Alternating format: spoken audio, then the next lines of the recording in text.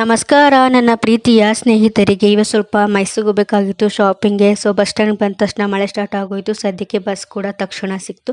ಬಸ್ನ ಹತ್ಕೊಂಡು ನಾವು ಫೈನಲಿ ಆಗಿ ಮೈಸೂರಿಗೆ ಬಂದು ತಲುಪಿದ್ವಿ. ಮೈಸೂರಿಗೆ ಬಂದು ತಲುಪಿದ ತಕ್ಷಣ ನಾವು ಬಂದಿದ್ದೆ ಇವಾಗ ತಾನೇ ಹೊಸದಾಗಿ ನ್ಯೂ ಆಗಿ ಓಪನ್ ಆಗಿರೋ ನ್ಯೂ ಸುಮಂಗಲಿ ಸಿಲ್ಕ್ ಫ್ಯಾಮಿಲಿ ಶಾಪ್ಗೆ.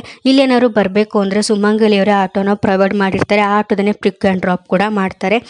ನಾವು ಫಸ್ಟು ಹೊಸ ಸುಮಂಗಲಿಗೆ ಹೋದ್ವಿ. ಇಲ್ಲಿ ಸ್ಯಾರಿಗಳನ್ನೆಲ್ಲ ನೋಡಿಕೊಂಡು ಅದಾದ್ಮೇಲೆ ಇನ್ನೊಂದು ಸುಮಂಗಲಿಗೆ ಹೋಗೋಣ ಅಂತ ಅಂದ್ಕೊಂಡು ಫಸ್ಟು ಹೊಸ ಸುಮಂಗಲಿ ಕೂಡ ಬಂದ್ವಿ. ಒಂದು ಕಡೆಯಿಂದ ಸ್ಯಾರಿಗಳೆಲ್ಲ ನೋಡ್ಕೊಂಡ್ವಿ. ಇಲ್ಲೂ ಕೂಡ ಅಷ್ಟೇ ಸ್ಯಾರಿ ತುಂಬ ಕ್ವಾಲಿಟಿಯಾಗಿ ತುಂಬ ಚೆನ್ನಾಗಿತ್ತು. ಅದಾದಮೇಲೆ ನಮ್ಗೆ ಒಂದೆರಡು ಸ್ಯಾರಿಗಳನ್ನ ತಗೊಂಡು ಬಿಲ್ಲನ್ನು ಮಾಡಿಸ್ಕೊಂಡು ರಿಟರ್ನು ಸುಮಂಗಲಿಯವರೇ ಪ್ರೊವೈಡ್ ಮಾಡಿರೋ ಆಟೋದಲ್ಲಿ ರಿಟರ್ನ್ ಹಳೆ ಸುಮಂಗಲಿಗೆ ಹೋದ್ವಿ. ಅಲ್ಲೂ ಕೂಡ ಸ್ಯಾರಿಗಳನ್ನೆಲ್ಲ ನೋಡಿಕೊಂಡು ನಾವು ನೆಕ್ಸ್ಟ್ ಬಂದಿದೆ ಹೂವಿನ ಮಾರ್ಕೆಟಿಗೆ. ಇನ್ನೇನು ಆಷಾಢ ಶುಕ್ರ ಶುರು ಆಯಿತು ಅಲ್ವಾ. ದೇವ್ರ ಪೂಜೆಗೆಲ್ಲ ಹೂ ಬೇಕು ಅಂತ ಅಂದ್ಕೊಂಡು ಹೂ ತಗೊಳ್ಳೋಣ ಅಂತ ಹಂಗೆ ಮಾರ್ಕೆಟಿಗೆ ಬಂದಿದ್ವಿ.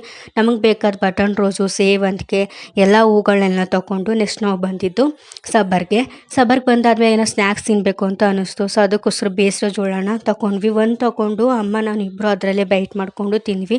ಇದಕ್ಕೆ ಉಪ್ಪು ಖಾರ ಕೊಟ್ಟಿರ್ತಾರೆ. ಟೇಸ್ಟ್ ಮಾತ್ರ ತುಂಬ ಚೆನ್ನಾಗಿತ್ತು. ತುಂಬ ಬಿಸಿ ಬಿಸಿಯಾಗಿ ಆಗಿರೋದ್ರಿಂದ ತುಂಬ ಖಾರವಾಗಿ ಟೇಸ್ಟ್ ಕೊಡ್ತಾ ಇತ್ತು. ಇದು ಯಾವುದೋ ಒಂಥರ ಹೊಸ ಥರ ಸೇಬು. ನಾವು ಇದನ್ನು ಫಸ್ಟ್ ಟೈಮ್ ಟೇಸ್ಟ್ ಮಾಡ್ತಾ ಇರೋದು. ಸ್ವಲ್ಪ ಹುಳಿ, ಸ್ವಲ್ಪ ಸಿಹಿ, ಫೈನಲಿ ಆಗಿ ಸ್ವಲ್ಪ ರುಚಿಯಾಗಿ ಟೇಸ್ಟಾಗಿ ಚೆನ್ನಾಗಿತ್ತು. ಶಾಪಿಂಗ್ ಎಲ್ಲ ಮುಗಿಸ್ಕೊಂಡು ನೆಕ್ಸ್ಟ್ ನಾವು ನಮ್ಮ ಮೂರು ಕಡೆ ನಮ್ಮ ಪಯಣನ ಬೆಳೆಸಿದ್ವಿ. ಇದು ನನ್ನ ಇವತ್ತಿನ ಬ್ಲಾಗ್ ಆಗಿತ್ತು.